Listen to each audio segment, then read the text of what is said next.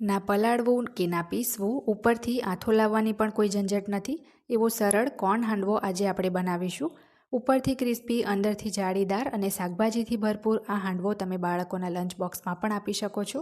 બનાવવામાં સરળ અને ખાવામાં હેલ્ધી આ મકાઈનો હાંડવો તમે સવાર સાંજની ચા સાથે, કેચઅપ કે ગ્રીન ચટણી સાથે સર્વ કરી શકો છો. Hello friends, welcome to home food recipes. હું છું ધરિતા. તો ચાલો આજની આ રેસિપી બનાવવાનું શરૂ કરીએ. તો સૌ પ્રથમ એક બાઉલમાં આપણે 3/4 કપ એટલે કે પોણા કપ જેટલો જે રવો આવે એ લઈશું. અહીંયા જે બારીક રવો આવે એનો ઉપયોગ કરવાનો છે. એકદમ બારીક રવો લીધો છે. જો મોટો હોય તો મિક્સરમાં ક્રશ કરીને લેવો. ત્યાર પછી એમાં 1/4 કપ જેટલો આપણે બેસન લીધો છે. એટલી જ ક્વોન્ટિટીમાં 1/4 કપ જેટલું જ આપણે મીડિયમ ખાટું હોય એવું દહીં લીધું છે. હવે અહીંયા પોણો કપ રવો હતો તો પોણો કપ જેટલું જ મેં પાણી લીધું છે. એ બધું જ પાણી આપણે થોડું થોડું કરીને આમાં ઉમેરતા જશું અને બીજી બાજુ એને ચમચીથી મિક્સ કરતા જવાનું છે. તો પોણો કપ પાણી ટોટલ આમાં બધું જ મારું વપરાઈ ગયું હતું અને સરસ આ રીતનું ખીરું તૈયાર થઈ જાય પછી આપણે સ્વાદ પ્રમાણે એમાં મીઠું ઉમેરીશું અને બરાબર મિક્સ કરી ઢાંકીને 10 મિનિટનું આપણે આ ખીરુંને રેસ્ટ આપવાનો છે, જેથી રવો આપણો સરસ ફૂલી જાય. ત્યાં સુધીમાં આપણે શાકભાજી ચોપ કરીશું. તો અહીંયા મેં એક મીડિયમ સાઇઝનું કેપ્સિકમ લીધું છે. સાથે જ પા ટુકડો આ રીતની મેં ગાજર લીધી હતી અને એક મીડિયમ સાઇઝની ડુંગળી લીધી હતું. બધું જ મેં રફલી કટ કરી લીધું હતું. એક મીડિયમ સાઇઝની અમેરિકન મકાઈના મેં દાણા પણ કાઢી લીધા હતા. તો એમાંથી આપણે 2 ટેબલ સ્પૂન જેટલા આખા દાણા અલગ કાઢી લઈશું. એ દાણા આપણે આખા જ ઉમેરીશું હાંડવાના ખીરામાં અને બાકીના દાણા આપણે ચોપરમાં અધકચરા ક્રશ કરીને ઉમેરીશું. અહીંયા જો તમારે ચોપરમાં ક્રશ ના કરવા હોય તો તમે મિક્સરને પલ્સ મોડ પર ફેરવીને પણ આ મકાઈના દાણાને અધકચરા ક્રશ કરી શકો છો. પણ એમ પણ મારે શાકભાજી ચોપરમાં ક્રશ કરવાના જ છે એટલે પછી આ દાણા પણ હું ચોપરની અંદર જ ક્રશ કરી લઉં છું. અલગથી મિક્સરમાં નથી કર્યા. તો જો આ રીતના અધકચરા સરસ દાણા ક્રશ થઈ જાય પછી આપણે જે પ્લેટ હતી એમાં જ એને કાઢી લેવાના છે, કારણ કે સેમ ચોપર આપણે યુઝ કરીશું. તો સેમ ચોપરમાં આપણે જે શાકભાજી અત્યારે જોયા એ બધા જ આપણે અંદર એડ કરીને એને પણ ચોપ કરી લઈશું.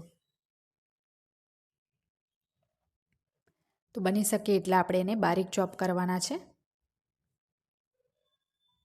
તો આટલી વારમાં 10 મિનિટનો જે રેસ્ટ છે એ રવાને પણ મળી ગયો હશે. તો હવે આપણે જે રવાનું ખીરું હતું એમાં આપણે જે શાકભાજી અત્યારે ચોપ કર્યા હતા એ ઉમેરી દઈએ. જે મકાઈના આપણે અલગ દાણા કાઢીને રાખ્યા હતા 2 ટેબલ સ્પૂન જેટલા એ પણ આપણે આમાં ઉમેરી દેવાનું છે. અને જે આપણે અધકચરા ક્રશ કર્યા હતા એ દાણા પણ આપણે ઉમેરી દઈએ.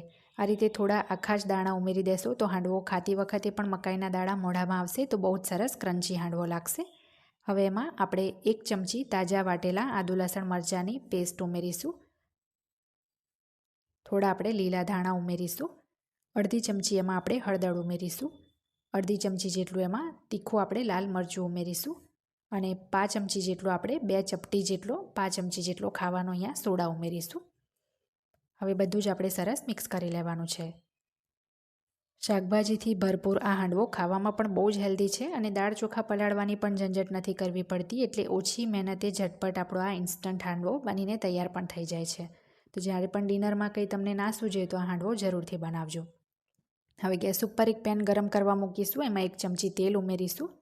પેન અહીંયા ખાસ નોનસ્ટિકનું કે આ રીતનું સિરામિકનું હોય એવું જ લેવું, જેથી હાંડવો ચોંટી ના જાય. ત્યાર પછી એમાં 1 ચમચી રાઈ, 1 ચમચી જેટલા સફેદ તલ, 5 ચમચી હિંગ અને 5 થી 6 મીઠા લીમડાના પાન ઉમેરીશું. સરસ પેનનું હેન્ડલ પકડીને આ રીતના એને આપણે મિક્સ કરી લેવાનું છે. અને હવે આપણે જે હાંડવાનું ખીરું તૈયાર કર્યું હતું એ બધું જ એક સાથે જ બધું એડ કરી દેવાનું છે, કારણ કે અહીંયા હું એક જ મોટી સાઇઝનો હાંડવો બનાવું છું. તમારે જો 2 બનાવવા હોય તો 2 બેચમાં પણ અડધું અડધું ખીરું કરીને બનાવી શકો છો. હવે ઉપર ડીશ ઢાંકી ધીમા તાપે એને 7-8 મિનિટ ચડવા દેવાનો છે. તો 7-8 મિનિટ પછી આપણે આ હાંડવાને એક ડીશમાં કાઢી લઈશું. ઉપરથી તમે જોઈ શકો છો એકદમ ડ્રાય થઈ ગયો છે. હવે આપણે ફરીથી એ પેનમાં ફક્ત અડધી ચમચી તેલ જ ઉમેરીશું. ફરીથી આપણે રાઈ કે તલ નથી ઉમેરવાના. હવે જે સાઈડથી આપણો હાંડવો કાચો છે એ સાઈડ આપણે પેનમાં નીચેની સાઈડ રાખવાની છે, એટલે એકદમ સાચવીને હાંડવાને આપણે ટર્ન કરવાનો છે. અને ફરીથી આપણે ધીમા તાપે હવે ઢાંકીને 7 થી 8 મિનિટ આ હાંડવાને ચડવા દઈશું. ફરીથી 7 થી 8 મિનિટ થઈ જાય એટલે આપણે ડીશ ખોલીને હાંડવાને ચેક કરી લેવાનો છે. તો ચેક કરવા માટે આપણે એક ચપ્પુ આ રીતના સેન્ટરમાં ઉમેરીને જોઈશું. તો અહીંયા ચપ્પુ તમે જોઈ શકો છો એકદમ ક્લીન બહાર આવ્યું છે, મતલબ કે હાંડવો સરસ આપણો ચડી ગયો છે અંદરથી પણ. તો ગેસ બંધ કરી દઈશું અને હાંડવાને આપણે એક ડીશમાં બહાર કાઢી લઈશું. તમે જોઈ શકો છો એકદમ સરસ આપણો ઉપરથી ક્રિસ્પી આ હાંડવો તૈયાર થયો છે. તો હવે આ હાંડવાને આપણે કટ કરીશું.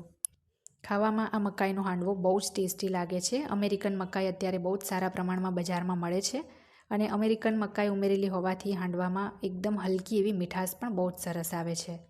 તો હાંડવો તમને પાછળથી પણ કેવો ચડ્યો છે એ પણ બતાવી દો. તો જુઓ, પાછળથી પણ બિલકુલ કાચો નથી, એકદમ પરફેક્ટ શેકાયો છે.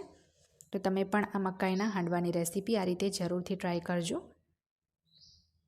તો રેસીપી જો તમને ગમે તો ચેનલને સબસ્ક્રાઈબ કરી બેલ બટન દબાવવાનું ના ભૂલતા, જેથી મારા દરેક નવા વિડીયોની નોટિફિકેશન તરત જ તમારા સુધી પહોંચે.